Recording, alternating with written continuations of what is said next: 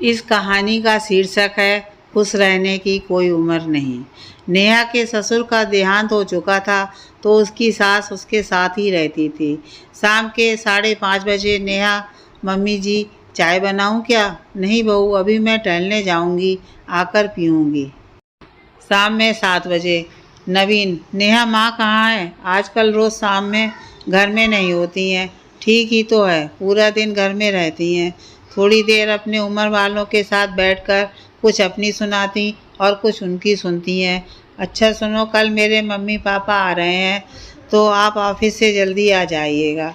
अगले दिन दोपहर में नेहा की माँ बोली, अरे समदन जी, हमारे साथ भी कभी बैठिए ना। हाँ हाँ, क्यों नहीं जी। फिर शाम में नेहा की सास बोली, बहू मैं थोड़ा टहल के आती हूँ। नेहा, तेरी सास तो अभी फ़ोन पर किसी से बात कर रही थी, अब बाहर जा रही है। क्या बात है? हाँ माँ, वो शाम नीचे अपनी सहेलियों के साथ टहलती है और घूमती हैं, इसमें बुरा क्या है? आप चलो, मैं आपको कुछ दिखाती हूँ। दूसरे दिन शाम में नेहा की माँ खिड़की से नीचे देख रही थी। वहाँ नेहा की सास किसी व्यक्ति से हंसकर बात कर रही थी। घर आकर बोली, बहू चाय पिलाओ, आज तो बहुत थक गई हूँ। और टीवी पर रामायण देखने लगी। जी मम्मी जी, और अपनी मंडली के सभी साथी सब कैसे हैं? सब बहुत अच्छे हैं बहू, सबकी कुछ न कुछ परेशानी लगी रहती है।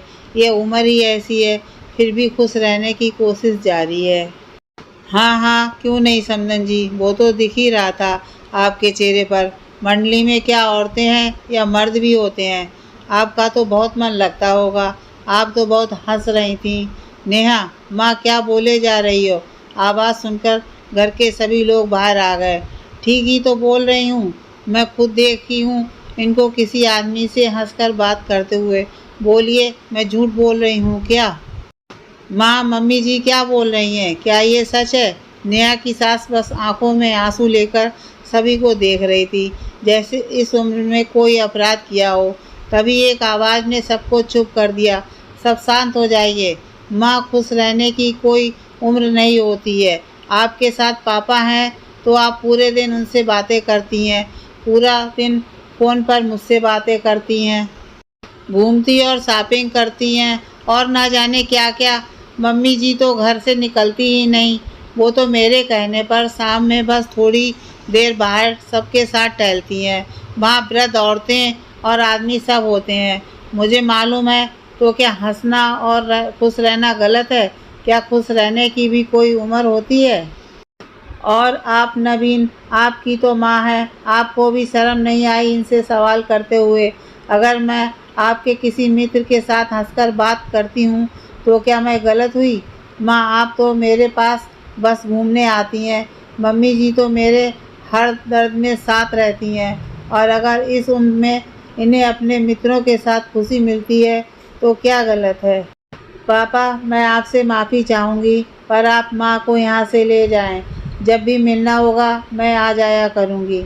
हाँ बेटा, यही सही रहेगा। मम्मी जी, आप कुछ गलत नहीं कर रही हैं। आपको पूरा अधिकार है खुश रहने का। खुश रहने की कोई उम्र नहीं होती है। हर किसी को अधिकार है अपनी खुशियों को पाने का, चाहे वह कोई भी उम्र हो। इतना बोलकर नेहा ने सास को गले लगा लिया। नवीन ने भी माँ से माफ़ी मांगी। उसे भी अपनी गलती का एहसास हुआ, और शाम में नेहा के माता पिता ने भी माफ़ी मांगी और चले गए।